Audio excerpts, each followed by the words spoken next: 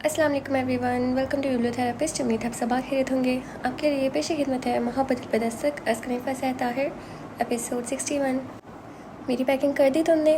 अनस ने कमरे में दाखिल होते ही नगीन से पूछा था, जो कमरे की डस्टिंग में मसरूफ़ थी। मिल गई फुर्सत बीवी की बदखुई करने से? तंजिया लहज़ बोली तो अनस हैरान हुआ।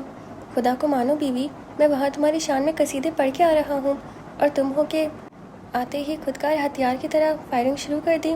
बहुत खूब, ऐसे ही कसीदे बाहर भी पड़े होंगे। वो जलकर रह गई थी। तुम जानती हो कि मैं तुमसे, जाने दो, तुम्हें ज़िंदगी में तो कभी मेरा यकीन आ ही नहीं सकता। वो तजदीद मोहब्बत करते करते एकदम से बात पलट गया तो नाराज़गी के इजहार के तौर पर उसकी शादी की तस्वीर उठाकर कपड़े से ज़ोर ज़ोर से झाड़ने लगी। क्यों शीशा घिसा रही हो? अनस ने उसे टोका था। हो सकता है ये भी आपको काबू करने का कोई टोटका हो, वो नाराज़गी से बोली। अनस को नाराज़गी का मौके समझने में एक सेकंड ही लगा। हंसते हुए आगे बढ़कर उसे बाजू से थाम लिया। तो क्या गलत है? करने रही थी मुझ पे काला जादू? अब आप इल्ज़ाम लगा रहे हैं मुझ पे। मैं तो यूं ही आपको राज़ी रखने के लिए। उसने एहतजाज किया तो अनस ने उसके हाथ से तस्वीर लेकर साइड टेबल पर रख दी। मुझे सिर्फ ये बताओ कि मैं तुम्हें अपने इख्तियार से बाहर कब लगा हूँ जो फिर से मुझे काबू करने की ज़रूरत आन पड़ी? तो इसका ये मतलब थोड़ी है कि आप मेरा मजाक उड़ाएं, वो भी सबके बीच। बात मैंने नहीं खोली थी। मुझे तो खुद उसी वक्त पता चला कि मेरे मुसलसल गड़बड़ रहने वाले ब्लड प्रेशर का जवाब क्या था। मैंने तो सोचा कि इस तरह आप मेरी बात ज़्यादा मानने लगेंगे, वो मासूमियत से कहने लगी। अनस ने कदर झुक कर मुस्कुराते हुए उसकी आंखों में देखा। और क्या मनवाना चाहती हो मुझसे? नगीन ने कुछ कहने को लब वाह किए तो तेज़ी से बोला, माँ सिवाय मायके जाके रहने के यही यही एक सबसे बड़ी खामी है आप में। इसी के वजीफे कर रही थी। वो झटके से अपने बाजू उसकी गिरफ्त से आज़ाद कर आती पीछे हट गई थी। मुझसे दूर जाने के वजीफे कर रही थी तुम? अनस ने भी यकीनी से देखा तो एहतजाजन बोली, बात को गलत रुख से मत देखें। मैं क्या देखूंगा, बात साफ है, वो तीखी लहज़ में बोला तो नगीन को उल्टी पड़ने लगी। बात साफ नहीं है अनस, मैं सिर्फ इतना चाहती हूँ कि अब कभी कभार मुझे मैके रहने की इजाज़त दे दिया करें, खफा न हुआ करें और बस। उसने आगे बढ़कर अनस के हाथों में लेते हुए अपनी सफाई पेश की तो वो मुस्कुरा दिया। वैसे ये वजीफे मुझे करने चाहिए थे तुम्हें अपने काबू में करने के लिए, फिर तो ज़रूर उल्टे पड़ते। नगीन हंसी। उसकी नाराज़गी यूं ही सी थी। अनस के बिगड़ते ही वो गुस्सा भूलने लगती थी और यही एक आदत उन दोनों में मेल खाती थी। हम इजहार मोहब्बत तेरे रूबरू करते, गली गली शहर शहर को बको करते, होते पीर तो छू छू के देखते तुझको और फिर दिखाने को तुझे छू करते। अपना माथा उसकी सही पेशानी से टिकाए वो बड़ी शरारत से बोला तो नगीन बेख्तियार हंसती चली गई। तुम्हारे मायके चले? उसकी हंसी को अपने समातों में जज्ब करते हुए अनस ने मुस्कुराकर पूछा तो वो उसे देखने लगी। सच्ची कह रहे हैं? बिल्कुल, अनस ने खुशगवार अंदाज में कहा, मगर चूँकि तुम्हारे तावीज़ गुंडों का मुझ पर खातिर ख्वाह असर नहीं हुआ है, इसलिए इन सबसे मिलकर शाम को हम वापस आ जाएंगे। जो हुक्म जनाब। वो हंसती थी। वो पिछले 15 मिनटों से बड़ा हंस के और स्टाइल के साथ किसी से गप्पे लड़ा रहा था। पहले 10 मिनटों में तो हमरा को यही लगा कि किसी की बातें सुनना गलत बात है, सो वो वापस पलट गई। हालांकि उसके दोस्त का बहुत ज़रूरी फ़ोन आने वाला था, मगर जब अगले 10 मिनटों में भी वजदान की बातें ख़त्म नहीं हुई तो उसे मजबूरन वहीं धरना दे के बैठना पड़ा, जबकि वो उसकी मौजूदगी से वाकिफ़ होने के बावजूद किसी को फ़ोन पर अपना स्टार, अपनी favourite books, movies, film stars और पता नहीं क्या अला बला बता रहा था। तब ज़रा सा ध्यान देने पर हमरा को मालूम हो गया कि वो किसी लड़की से महू गुफ्तगू था। किस कदर बदतमीज़ है ये। हमरा मुतहय्यर थी कितने मंझे हुए अंदाज में हीरो बना लड़की से गुफ्तगू झाड़ रहा है। तुम फ़ोन कब फारिग करोगे? हमरा ने बड़ी ज़ब्त से पूछा तो उसने चौंकने की अदाकारी की। क्या मुझसे कुछ कहा तुमने? फ़ोन की जान कब छोड़ोगे? हमरा को गुस्सा आया था। वो इत्मीनान से बोला, आज संडे है, छुट्टी का दिन है। बड़ी नई खबर है, मगर इसका ये मतलब नहीं कि सारी छुट्टी तुम फ़ोन पे ही गुजार दो। वो चिढ़ गई थी, मगर वजदान उसके मूड की परवाह किए बगैर दोबारा अपनी गुफ्तगू में मसरूफ़ हो गया था। नहीं नहीं, कोई मसरूफियत नहीं, संडे को तो यूं भी बिल्कुल फारिग होता हूँ। आप आए ना, शर्फ मुलाकात बख्शे, हमें भी मेज़बानी का मौका दें। वजदान अब बस करो, इसे बाकायदा इनविटेशन भेज कर बुलवा लेना। हमें मुस्तरब थी। वजदान ने एक नज़र उसे घूरा। अरे नहीं, प्रॉब्लम तो कोई नहीं, बस ज़रा दुश्मनदार बंदा हूँ तो हर वक्त कोई ना कोई सर पे रहता है, जैसे इस वक्त। वो फिर गोया था। हमरा का जी चाहा फ़ोन उठाकर उसके सर पर दे मारे, मगर फिर शायद उसे तरस आया था, इसलिए आधे घंटे की इस सैर हासिल गुफ्तगू के बाद उसने अलविदाई कलामात अदा करते हुए रिसीवर रख दिया था। किस कदर फिजूल गुफ्तगू करते हो तुम, महज वक्त का ज़िया। हमरा को उसकी ये नई बात नहीं गुजरी थी। बंदर क्या जाने अदरक का मज़ा। वो भी तो थी जो आधे घंटे से सुन रही थी। वो वहीं सोफे पर आराम से लंबा लेट गया था। इत्मीनान से बोला तो वो चिढ़ गई। तुमने अपना संडे गुजार लिया ना, अब जाओ यहाँ से। क्यों भाई, ये हमारा भी घर है। मेरा एक बहुत ज़रूरी फ़ोन आना है। हमरा ने रौब दिखाया तो वो मुस्कुराकर बोला, मेरे जैसा बकवास मत करो। वो बिदकी थी, मगर हो सकता है क्या वो फ़ोन ना आए। वो अपना ख्याल ज़ाहिर कर रहा था। ये बात यकीनन तुम्हें तुम्हारे मौकूलों ने बताई होगी। हमरा ने तंज किया। बिल्कुल सही पहुँची हो। कुशन सीने पर रखते हुए उसने आंखें मूंद ली थी। उठो यहाँ से वजी, शर्म तो नहीं आएगी तुम्हें लड़कियों की बातें सुनते हुए। उसका उठने का इरादा ना देखकर हमरा कोफ्त का शिकार होने लगी। अभी तुम्हारे सामने आधा घंटा मैंने एक लड़की ही से बात की है। एक बार शर्माते देखा है। वो यूं ही आंखें मूंदे पूछ रहा था। खैर, वो तो मैंने यूं ही रवादारी में कह दिया। बस तुम निकलो यहाँ से, मुझे अपनी दोस्त से बहुत ज़रूरी बात करनी है। तुम बेफिक्र रहो, मैं उससे बात कर चुका हूँ। वो इत्मीनान से बोला। तो हमरा ने उसे खा जाने वाली नज़रों से देखा। किससे? तुम्हारे दोस्त से। ये उसी का फ़ोन था। वो मज़े से बोला। तो हमरा ने तैश में आकर कुशन उसके मुंह पर दे मारा। वो हड़बड़ा कर उठा था। तुम मेरी दोस्त से बातें कर रहे थे? वो गुर्राई, मगर वजदान मुतासिर नहीं हुआ था। मैं नहीं, वो मुझसे बातें कर रही थी। उसने तस्दीक की थी। किस कदर बेशर्म हो तुम वजदान। मेरा वजदान भी यही कहता है। शायद उसकी मुस्कुराहट ही से नहीं बल्कि उसकी आंखों से भी झलक रही थी। मैं अभी जाकर चाचू को बताती हूँ, फिर देखना तुम्हारा वजदान ही नहीं बल्कि मौकूल भी कैसे सीधे होते हैं। हाँ, बल्कि मैं भी तुम्हारे साथ ही चलता हूँ। मुझे उनसे तुम्हारे पेपर्स के रिज़ल्ट के मुतालिक बहुत फ़िक्र अंगेज़ गुफ्तगू करनी है। वो उसके साथ उठने को तैयार हुआ तो हमरा को ब्रेक लग गई। कौन सा रिज़ल्ट? वही जिसे बताने के लिए तुम्हारे दोस्त ने फ़ोन किया था। क्या तरन्नुम सा नाम था उसका? तरन्नुम। वो उसकी दोस्त की मदद सुराई में मसरूफ़ था, जबकि हमरा सदमे की जद में थी। क्या रिज़ल्ट आया है? बहुत नालायक हो तुम। फेल हो गई हूँ। उसकी रंगत उड़ गई थी। वैसे तुम्हें ज़्यादा मेहनत करनी चाहिए थी और अच्छे नंबर्स लेने के लिए, वो मुतासिफाना अंदाज में कह रहा था। इतने बुरे पेपर्स तो नहीं हुए थे।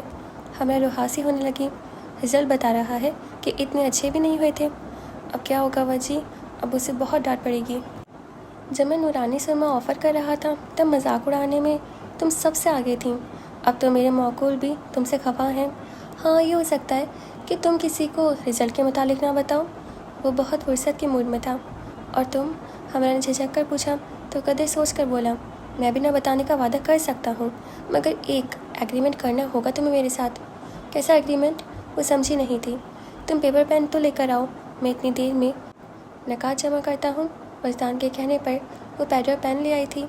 लिखो, मैं हमरा मेरे बकाए में होश और हवास अपनी मर्ज़ी से ये एग्रीमेंट साइन कर रही हूँ। उसने लिखवाना शुरू किया था। हमरा पेन रोक कर एतराज़न बोली, ऐसे ही साइन थोड़ी कर दूँगी बिना पढ़े।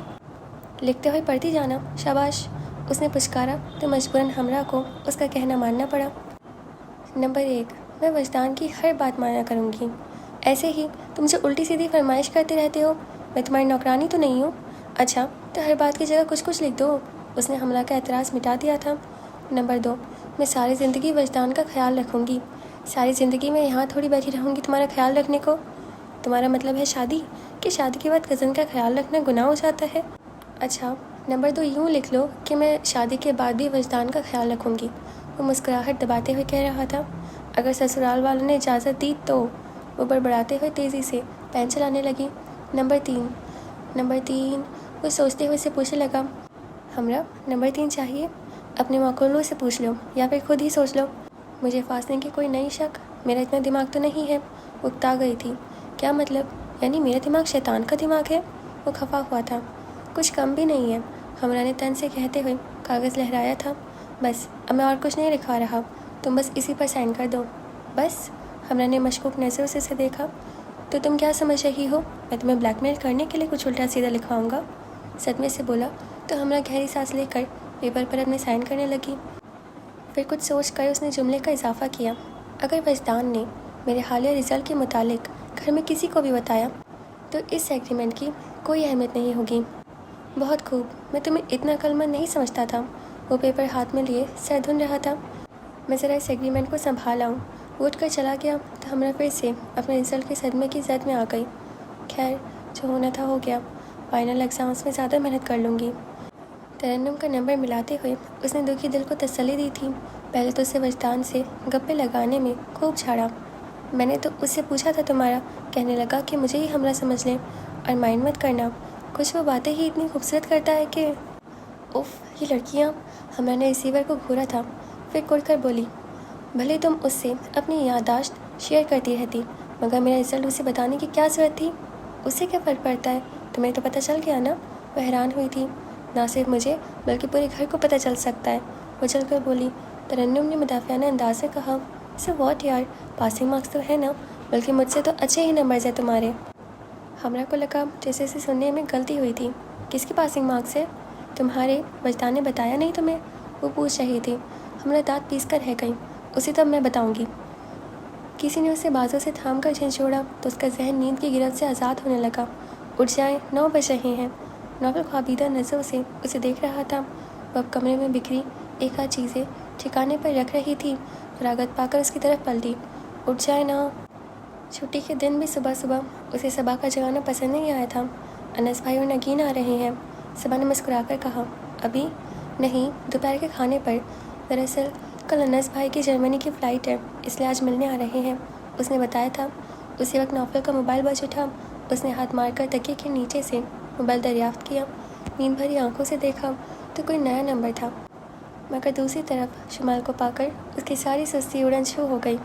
آ جاؤ نا میری طرف، سب سے مل بھی لینا۔ ڈونٹ یو وری، میں لینے آ جاتا ہوں، لنچ ہمارے ساتھ ہی کرنا۔ ایڈریس؟ ہاں چلو ایڈریس ہی نوٹ کر لو۔ وہ اب کسی کو اپنا ایڈریس لکھوا رہا تھا اور صبا حیران سی اس کا پرجوش سا روپ دیکھ رہی تھی۔ اس نے بات ختم کر کے موبائل ایک طرف ڈال دیا۔ کسی کو کھانے پر بلا رہے ہیں؟ صبا نے بستر کے کنارے پر ٹکتے ہوئے پوچھا تو وہ مسکرا دیا۔ ہاں، میرا بہت اچھا دوست ہے شمال خان، امریکہ میں ہمارے ساتھ تھا۔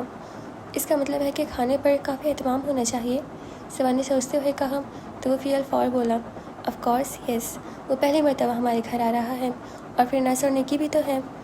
پھر وہ قدر توقف سے بولا، اگر پرابلم ہے تو سب کچھ ریڈی میڈ بھی آ سکتا ہے۔ نہیں، ایسی کوئی بات نہیں، کتنی ہی چیزیں تو میں نے فریز کر رکھی ہیں، بنانے میں مسئلہ نہیں ہوگا، وہ کہتے اٹھ کھڑی ہوئی تھی۔ اور ذرا اپنا گیٹ اپ بھی صحیح رکھیے گا، سنا تو ہوگا آپ نے کہ پہلا تاثر ہی آخری تاثر ہوتا ہے۔ اس نے ایک نظر نوفل کے چہرے پر ڈالتے ہوئے کہا، سنا تو ہے، مگر میں نے تو اسے غلط ہوتے پایا ہے۔ اب آپ کا تجربہ سب پر تو اپلائی نہیں کیا جا سکتا نا، وہ بے پرواہی سے کہتا۔ بستر سے اٹھ گیا تھا، مگر میرے لیے تو میری زندگی کا تجربہ ہی سب سے بڑی حقیقت ہے نا، صبا نے بعد میں کہا تھا، مگر اس کا لب و لہجہ کسی بھی قسم کی تندی اور ترس سے پاک تھا۔ یہ بحث ہم کسی اور وقت کے لیے نہیں اٹھا سکتے؟ نوفل نے بہت آسان سے پوچھا۔ وہ خفیف سی ہو گئی۔ کیوں نہیں، بحث کرنے سے بہت سے مسائل حل ہو سکتے ہیں۔ آپ کون سے مسائل حل کرنا چاہتی ہیں؟ وہ واش روم کی طرف بڑھنا بھول گیا تھا۔ جب آپ کے پاس بحث کے لیے وقت ہوگا تو مسائل بھی اپنے آپ سامنے آ جائیں گے، وہ اطمینان سے کہتی، پلٹ کر وارڈروب میں سے اس کے کپڑے نکالنے لگی۔ شلوار سوٹ نکال دوں آپ کے لیے؟ ہاں، کچھ بھی نکال دیں۔ وہ چوکا تھا، پھر صبا کے بدلے ہوئے انداز پر غور کرتا واش روم میں گھس گیا۔ اس کے کپڑے نکال کر بستر پر ڈالتے وہ سیدھی کچن میں چلی آئی۔ ایک نظر گھڑی پر ڈالی، ان کے آنے میں ابھی ایک آدھا گھنٹہ باقی تھا۔ جتنی دیر میں وہ صالحہ بیگم کو نوفل کے دوست کے آنے کی تفصیل بتا کر آئی، اتنی دیر میں نوری بھی لچکتی مٹکتی آ پہنچی تھی۔ آج صفائی نہیں کرنی ہے نوری، بلکہ صرف کچن کا کام کرنا ہے، صبا نے اسے دیکھتے ہی کہا تو اس نے دانت نکو سے، کوئی مہمان آ رہے ہیں جی؟ مہمان تو نہیں، نگین آ رہی ہے، وہ مختصراً کہتی فریزر کا دروازہ کھول کر جائزہ لینے لگی کہ کون سی ڈشز اس کم دورانی میں تیار کی جا سکتی ہیں۔ ساتھ ہی ساتھ نوری کو ہدایت دینا شروع کی، وہ بھی مستعدی سے اس کے ساتھ جٹ گئی۔ وہ شال لے کر نکلا تو کمرہ خالی تھا۔ تالے سے رگڑ کر بال خشک کرتے ہوئے وہ اپنے بستر تک آیا۔ بغور اپنے استری شدہ شلوار سوٹ کو دیکھا، وہ بہت کم شلوار سوٹ پہنتا تھا، مگر صالحہ بیگم اس کے اس موسم اور فیشن کے لحاظ سے یہ کپڑے بنواتی رہتی تھی، تو کبھی نہ کبھی ان کا دل رکھنے کی خاطر ناول کو انہیں استعمال کرنا ہی پڑتا تھا۔ ناٹ بیڈ، وہ مطمئن ہو گیا تھا۔ پھر تولیہ ایک طرف ڈالتا اپنے کپڑے اٹھا کر ڈریسنگ روم میں چلا گیا۔ اسے اندازہ تھا یہ شمال کسی بھی وقت پہنچ سکتا تھا۔ تب بال سنوارتے ہوئے اسے خیال آیا کہ ظالے کو بھی انوائٹ کرنا چاہیے، ان کی کشتی کو مجھے ہی پار لگوانا پڑے گا۔ بڑبڑاتے ہوئے وہ پلٹ کر سائڈ ٹیبل کی طرف آیا، مگر اس کا موبائل وہاں نہیں تھا۔ اس نے اندازن تکیے کے نیچے ہاتھ مارا تو موبائل کے ساتھ ساتھ کسی اور چیز سے بھی اس کا ہاتھ ٹکرایا۔ اس نے موبائل اٹھاتے ہوئے یوں ہی تکیے پر رہ کیا تو دکھائی دینے والی چیز نے اسے ساکت کر دیا۔ شمائل کے آنے میں بہت وقت نہیں لگا اور ابھی وہ سب سے مل کر ڈائننگ روم میں ہی تھا کہ نگین اور انس بھی پہنچ گئے۔ ایک بار پھر خوشگوار سے تعارف کا سلسلہ چلا تھا۔ نگین سیدھے کچن میں صبا کے پاس پہنچ گئی جو نوری سے چائے کی ٹرالی سیٹ کروا رہی تھی۔ نگین ہنستی ہوئی اسے لپٹ گئی۔ پہنچ گئے آپ لوگ؟ صبا نے اس سے پیار کیا تھا۔ واہ، آج تو بہت اچھی لگ رہی ہو۔ 2 قدم پیچھے ہٹتے ہوئے نگین نے اس کے سر تپا جائزہ لیتے ہوئے اس کی خوبصورت ڈریسنگ کو سراہا تو صبا نے اس سے گھورا۔ آج سے کیا مراد ہے تمہاری؟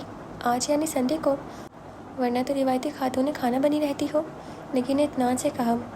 بھائی تمہاری میاں کا مادہ تو ٹیسٹ لیبوریٹری بن چکا ہے، مگر میرے میاں ذرا اور ٹائپ کے ہیں، ان کے لیے روایتی خاتون کھانا بنے رہنا پڑتا ہے۔ صبا مسکرائی تو دانتوں سے ویفر کھاتے ہوئے نگین کو یک یاد آ گیا۔ پتہ ہے یار، آج میری کچی ہو گئی بس۔ کیا دال؟ صبا نے حیرت سے اسے دیکھا تو گہری سانس بھرتے ہوئے حسرت سے بولی، یہی سمجھ لو دال نہیں گلی۔ اتنی مشکلوں سے وجدان سے پوچھ کے سنگ دل شوہر کو قابو کرنے کے وظیفے کرتی رہی، مگر آج اس وجدان کے بچے نے ہی بھانڈا پھوڑ دیا۔ کیا؟ صبا کو بے ساختہ ہنسی آ گئی۔ وجدان کہاں کا گدی نشیں ہے بھلا؟ اس کے بابا جی جھنڈے والی سرکار تو ہے نا؟ نگین نے امید بھری نظروں سے اسے دیکھا جس کو ابھی اس کی باتوں پر ہنسی آ رہی تھی۔ بکواس کی ہوگی اس نے اپنا کوئی کام نکلوانے کے لیے؟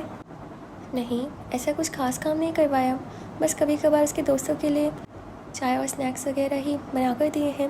نگین نے صفائی پیش کی تھی۔ تو اور کیا، تم سے پتھر تڑواتا؟ اس کے دوستوں کی خدمت ہی اس کا سب سے بڑا کام ہے۔ صبا نے ٹرالی کا فائنل جائزہ لیتے ہوئے مسکرا کر کہا تو نگین بھی یقینی سے اسے دیکھنے لگی۔ صحیح کہہ رہی ہوں، تم یہ بابا جی وغیرہ کے چکروں میں مت پڑو، میرا بھائی تو یوں بھی تم پہ فدا ہے۔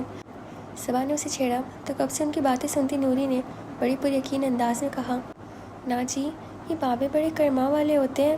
ادھر میری نانی کے گاؤں میں بھی ایک بابے کی جھگی تھی، وہ بھی لوگوں کے لیے دم ورد کیا کرتا تھا۔ تو اب نہیں کرتا؟ نگین نے پوچھا تو افسوس بھری آہ بھرتے ہوئے بولی، نا جی، ایک رات اپنی جھگی میں کسی کے لیے عمل کرتے ہوئے جل کے مر گیا۔ شاباش، صبا نے اسے گھورا تھا۔ یہ کیسا عمل تھا بھائی؟ بی بی جی، بڑے جلال عمل بھی ہوتے ہیں، وہ بڑی مدبرانہ انداز میں بولی تو صبا نے اسے ڈانٹ دیا۔ اچھا بس ابھی کچن سمیٹو۔ ہے شکر ہے میں نے ایسا کچھ جلالی عمل نہیں کر ڈالا۔ نگین نے جھرجھری لی تھی۔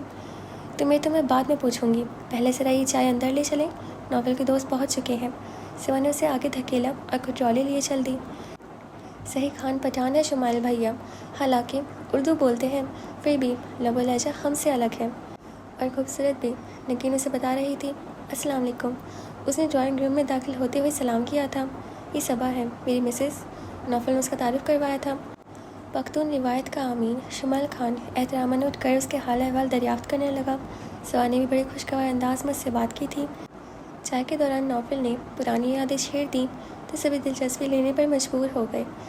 کھانے کا وقت آنے تک اپنی سادہ فطرت اور بے ساختگی سے شمائل ان سب کا پسندیدہ ہو چکا تھا۔ ابھی میں ظالے کو انوائٹ کرنے والا تھا، مگر پھر یہ سوچ کر ارادہ ملتوی کر دیا کہ وہ تمہاری بولتی بند کر دے گی۔ ناول اسے چھیڑ رہا تھا۔ سب کی مسکراہٹ پر وہ خفیف سا ہو گیا، مگر پھر اس نے جیسے صبا کو اپنی شکایت لگانا چاہی، مگر بھابھی اس کی بہت بنتی ہے ظالے کے ساتھ، بلکہ اس کی وجہ سے اتنی شے ملی ہوئی تھی، ہمیں چٹکی میں اڑاتی تھی۔ بھائی کچھ بھی کہو، ظالے بہت اچھی بچی ہے، ملنسار اور ٹھنڈی طبیعت کی مالک ہے۔ صالحہ بیگم اپنی پرامن طبیعت کے ہاتھوں مجبور تھیں، فوراً بولی، ٹھنڈی طبیعت؟ شمائل نے جس طرح ناول کی طرف دیکھا تھا اس پر ناول کو ہنسی آ گئی۔ صبا نے ہمیشہ کی طرح بہترین کھانا بنایا تھا جس کی شمائل نے کھلے دل سے تعریف کی تھی۔ اس دوستانہ گھریلو محفل میں وہ اپنی شرمیلی طبیعت کے برعکس بہت اعتماد کے ساتھ گھل مل گیا تھا۔ یقین کرے ہوٹلنگ کر کے اب تو معدہ بھی بے حس ہو چکا ہے، مگر آج لگا کہ گھر کا کھایا ہے تو بیٹا اب یہاں بھی تمہارا اپنا گھر ہے، یہیں آ جایا کرو۔ صالحہ بیگم کا دل بے چین ہوا تھا۔ ضرور ماں جی، اب تو ضرور آیا کروں گا، وہ فوراً بولا تھا۔ اس کی یہ بے تکلفی ناول کو بہت پسند آئی تھی، ورنہ تو وہ ہمیشہ ناول کی آڑ ڈھونڈتا رہتا تھا۔ بھابھی، آپ کی منہ دکھائے کا تحفہ مجھ پر ادھار رہا، مجھے خواتین کے لیے گفٹ وغیرہ خریدنے کا تجربہ نہیں، اس لیے معذرت، مگر میں آپ کو آپ کی پسند کا گفٹ دلواؤں گا، کیوں ناول؟ وہ معذرت کرنے کے بعد نوفل کی تائید چاہ رہا تھا، وہ مسکرا دیا۔ بھائی یہ تمہاری بھابھی کا معاملہ ہے، لگتا ہے ماں جی کی ساری دعائیں تمہیں ہی لگ رہی ہیں یار۔ چلتے وقت وہ پرستش انداز میں نوفل سے بولا تو وہ ہنس دیا۔ ایسا کیا دیکھ لیا میرے پاس؟ بھابھی بہت نائس خاتون ہے، بات چیت میں بھی اور گھرداری میں بھی، سبھی لڑکیاں ایسی ہی ہوتی ہیں۔ نوفل نے اس کی بات اڑانے کی کوشش کی تھی۔ نہیں یار، دل کے ساتھ ساتھ گھر کو بسانے والی لڑکیاں بہت کم ہوتی ہیں، اور کچھ گھر میں گم ہو کر دل میں داخل ہونے کا راستہ کھو دیتی ہیں۔ وہ سنجیدہ تھا، مگر نوفل ابھی بھی غیر سنجیدہ تھا۔ اچھا، تمہیں کیسے پتہ چلا کہ وہ گھر کے ساتھ ساتھ میرے دل پہ راج کر رہی ہیں؟ وہ ہے ہی اتنی اچھی، کوئی عقل کا اندھا ہی ان کی ناقدری کرے گا۔ شمال کے اطمینان سے کہنے پر وہ اسے گھور کر رہ گیا تھا۔ اس کو رخصت کرنے کے بعد نوفل اندر چلا آیا۔ بھائی تو اپنی مصروفیات میں یوں گم ہوئے ہیں کہ ہماری یاد بھی نہیں آتی انہیں۔ نگین نے اسے دیکھتے ہی گلہ کیا تو وہ اس کے گلے میں بازو ڈالتا اس کے ساتھ ہی بیٹھ گیا۔ یاد تو انہیں کیا جاتا ہے جنہیں بھلا دیا جائے۔ اچھا بس، یہ ڈائلاگ اب بہت پڑ چکا ہے۔ وہ ناراض تھی۔ نوفل مسکرا دیا۔ اتنی مشکل سے تو تمہیں یہاں سے نکالا ہے، اب یوں ہی پیچھے پیچھے پھرتے رہیں؟ دیکھ رہی ہیں امی، بھائی تو بہنوں کے پیچھے ساری عمر پھرتے رہتے ہیں، اور ادھر ابھی سال بھی نہیں ہوا اور یہ اکتا گئے ہیں۔ نگین نے منہ بسورا تھا۔ پیچھے پھرنے والوں سے کون سا اچھا سلوک کرتی ہو تم؟ انس نے اسے چھیڑا تو وہ نوفل سے الجھنے لگی۔ کتنے دنوں کے لیے جا رہے ہیں انس بھائی؟ صبا نے پوچھا تو وہ بے چارگی سے بولا، 15 دنوں کے لیے، یعنی 2 ہفتے۔ اچھا ہے نا، آپ کو بہت شوق ہوا کرتا تھا باہر جانے کا، صبا نے اسے یاد دلایا تھا۔ کمال ہے سبھی، میں تو سوچ رہا تھا کہ تم ابو سے میری سفارش کرو گی۔ اس کی بات پر وہ ہنسی تھی۔ وہ کون سا آپ کو تفریح کے لیے بھیج رہے ہیں؟ بزنس ٹور ہے، آپ ہی کے فائدے کے لیے ہوگا۔ اسی وقت ادینہ چلی آئی تو باتوں کا رخ پلٹ گیا۔ بھائی، کراس میرج میں سب سے بڑی خرابی یہی ہے، اب اگر صبا بہت زیادہ میکے نہیں چاہتی تو اس کی اپنی مرضی، مگر آپ نگین کو کس خوشی میں وہاں باندھے رکھتے ہیں۔ ادینہ کے شکوے کا اپنا ہی انداز تھا۔ نوکیلا چپتا ہوا، مگر ہونٹوں پر ہلکی سی مسکراہٹ اب بھی موجود تھی۔ ایسا بھی کچھ نہیں ہے، بلکہ میں نے تو کبھی اس طرح سوچا بھی نہیں، اور یوں بھی شادی شدہ زندگی کا اصل مقصد شوہر کا گھر بسانا ہوتا ہے، نہ کہ ہر وقت میکے میں دھرنا دیے رہنا۔ صبا نے بہت اطمینان سے بات ختم کر دی تھی۔ ادینہ چپتی نگاہوں سے اسے دیکھ کے رہ گئی۔ تم چاہو تو رہ جاؤ یہاں۔ رات کھانے کے کافی بعد انس کے دل میں واپسی کا خیال آیا۔ تو جانے کیسے اور کس دل سے اسے نگین کو آفر دی تو وہ بدک گئی۔ ایسے ہی رہ جاؤں؟ کل آپ جا رہے ہیں؟ ہاں تو میں چلا جاؤں گا، پھر وہاں تمہارا کیا کام ہوگا؟ وہ دفتن شرارت سے مسکرایا تو نگین تعدیبی نظروں سے اسے دیکھتے ہوئے بولی، اس گھر میں میرے اور بھی بہت سے رشتے ہیں، اب آپ نہیں ہوں گے تو اس کا یہ مطلب تھوڑی ہے کہ میں واپس میکے چلی جاؤں۔ سوچ لو، آج آخری بار موقع دے رہا ہوں، اس کے بعد تو قید کر کے رکھوں گا۔ اس کے اندر سے نگین کے جواب پر جوش تھا۔ بشاشت بھرے لہجے میں بولا تو وہ مسکرا دی، میں آپ کے ساتھ ہر حال میں خوش ہوں۔ ڈونٹ ٹیل می، اور وہ جو ہر وقت کٹکھنی بلی کی طرح جھپٹنے کو تیار رہتی ہو۔ نوٹ کر لیں، اب لڑائی کی شروعات آپ کر رہے ہیں۔ نگین نے احتجاجاً کہا تو وہ ہنس دیا۔ صبح کچن میں برتن پہنچ جانے کے بعد ان کے پاس چلی آئی تھی۔ انس بھائی، آپ تو جا رہے ہیں، نگی کو چھوڑ جائیں ہمارے پاس؟ بھائی میں تو فری ہینڈ دے چکا ہوں محترمہ کو، باقی ان سے طے کر لو۔ انس نے مسکراتی نظروں سے نگین کو دیکھا تھا۔ جب یہ واپس آئیں گے تب ان کے ساتھ آؤں گی۔ نگین نے اس کی توقع کے مطابق جواب دیا تھا۔ یہ وظیفے کچھ الٹے نہیں پڑ گئے؟ صبا نے اسے چھیڑا تو وہ کچھ بولتی اس سے پہلے انس نے مذاق اڑاتے ہوئے کہا، یہ کریں گی وظیفے؟ جن قابو میں کرنے ہیں نا، اس بار ایسے وظیفہ کروں گی کہ یاد کریں گے۔ نگین نے اسے دھمکایا تو اسے چڑھانے کے لیے ہنسنے لگا، پھر خوب مزے لے کر اس کے وظیفوں کی داستان نوفل اور صالحہ بیگم کو بھی سنا ڈالی۔ سب کے ہنسنے پر وہ اندر ہی اندر انس سے خفا ہو گئی۔ آج یہیں رک جاتے بھائی، صبح انہیں واپس کے لیے تیار دیکھ کر اداس ہونے لگی تھی۔ واپسی پہ آؤں گا تو ضرور ٹھہروں گا اور خوب باتیں کریں گے، وہاں کے قصے بھرے پڑے ہوں گے میرے پاس۔ وہ اسے بہلاتے ہوئے ساتھ ہی ساتھ نگین کو بھی سنا رہا تھا، مگر وہ کہہ کر چہرہ موڑ گئی اور صالحہ بیگم سے ملنے لگی۔ اپنا خیال رکھیے گا۔ انس سے ملتے ہوئے صبا کا دل گداز ہونے لگا۔ اس کی نم ہوتی پلکیں دیکھ کر انس نے بے اختیار اسے شانے سے لگا لیا تھا۔ میں وہاں صرف انجوائے کرنے نہیں جا رہا ہوں، اور پھر تم لوگوں کا چہیتا بھی تو جا رہا ہے میری CID کے لیے۔ وہ مسکرا رہا تھا۔ کون؟ عماد بھائی؟ صبا بھی مسکرا دی۔ اسے نگین بتا چکی تھی کہ کچھ دنوں کے وقفے کے بعد سے عماد بھی جرمنی جا رہا تھا۔ وہی ہے ایک جسے میری آزادی برداشت نہیں، انس نے آہ بھر کے کہا تو نگین نے تنزن کہا، جا کے چکھ لیجیے گا مزہ، دیار غیر میں آزادی کا کوئی حسد رہ نہ جائے۔ وہ ہنسے اور صالحہ بیگم کے آگے جھک کر پیار لینے لگا۔ صبا اور نوفل انہیں چھوڑنے باہر تک آئے تھے۔ ان کے جانے کے بعد صالحہ بیگم کو ان کے کمرے میں پہنچا کر نوفل اوپر آیا تو صبا کو تکیہ الٹ کر کچھ ڈھونڈتے پایا۔ پھر اس نے بیڈ کا گدا اٹھا کر دیکھا تھا اور اس کے بعد سائڈ ٹیبل کی دراز چیک کرنے لگی۔ دروازہ بند کرتا اندر چلا آیا۔ ایسا کون سا خزانہ کھو گیا ہے آپ کا جسے اتنی بے صبری سے ڈھونڈ رہی ہیں؟ وہ انجان بننے کی ایکٹنگ کرتا کہہ رہا تھا۔ سب بے تحاشا چونک کر پلٹی۔ وہ اس کی طرف متوجہ تھا۔ وہ یہاں پر وہ بے اختیار کہتے ہوئے ایک دم چپ ہو گئی۔ پھر کچھ نہیں کہتے ہوئے بستر کی چادر ٹھیک کی اور تکیے کو اس کی صحیح جگہ پر رکھا۔ ضروری تو نہیں کہ جو آپ نے دیکھا ہو وہ سچ ہو، بعض اشیاء نظر کا دھوکہ بھی ہو سکتی ہیں، وہ ناصحانہ انداز میں کہتے ہوئے ڈریسنگ روم میں چلا گیا تھا۔ صبح کئی لمحوں تک ساکت کھڑی رہ گئی تھی۔ یہ وہ کیا کہہ گیا تھا؟ یہ عادتاً طنز کیا تھا یا پھر باقاعدہ سوچا سمجھا حملہ تھا؟ وہ لچتی ہوئی بستر کے کنارے پر ٹک گئی۔ ڈریسنگ روم سے نکلا تو نائٹ سوٹ میں ملبوس تھا۔ چند منٹ آئینے کے سامنے کھڑا بالوں میں برش کرتا رہا، پھر وارڈروب کی طرف بڑھا۔ صبح یوں ہی بے مقصد سی بیٹھی تھی جیسے اس وقت کرنے کو کچھ بھی نہ رہا ہو۔ نوفل نے پلٹتے ہوئے وہی البم صبا کے آگے پھینکی تھی۔ اسے ڈھونڈ رہی تھیں آپ؟ نیلے خوبصورت سے کور والی یہ وہی البم تھی جو صبا نے دیکھی تھی۔ اس نے ایک نظر البم پر ڈالنے کے بعد نوفل کی طرف دیکھا جو چلتا ہوا آ کر اپنی جگہ پر تکیے سے ٹیک لگائے نیم دراز ہو گیا تھا۔ اب پوچھیں کیا پوچھنا چاہتی ہیں؟ صبا کو یکلخت ہوش آیا تھا۔ میں نے تلاشی کی عرض سے آپ کا لاکر نہیں کھولا تھا، بلکہ اپنے زیورات رکھنے کے لیے۔ میں آپ سے کوئی صفائی طلب نہیں کر رہا، مجھے صرف آپ کے کسی بھی سوال کے جواب میں حقیقت بتانی ہے۔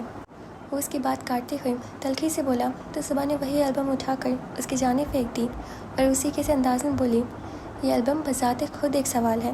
میرا نہیں خیال کہ مجھے آپ سے کچھ بھی پوچھنے کی ضرورت ہے۔ میں نے آپ سے کہا نا کہ بہت سی چیزیں نظر کا دھوکہ بھی ہوتی ہیں، مگر لگتا ہے کہ آپ اب بڑی غلط فہمی کا شکار ہو گئی ہیں۔ مجھے ایسی کوئی غلط فہمی بلکہ خوش فہمی لاحق نہیں ہوئی، وہ جل بلا کر بولی تو نوفل نے استہزائی انداز میں اسے دیکھا۔ اچھا تو پھر اس البم کو لاکر سے نکالنے کا مقصد پوچھ سکتا ہوں؟ صبا کو لگا کہ اس کے جسم کا سارا خون اس کے چہرے پر جمع ہو گیا ہو، مگر اس نے اپنے لب و لہجے کی مضبوطی میں کوئی فرق نہیں آنے دیا تھا۔ اس البم میں میری تصویریں ہیں اور میرا نہیں خیال کہ ان پر آپ کا کوئی حق بنتا ہے، اسی لیے میں نے یہ البم نکالی تھی۔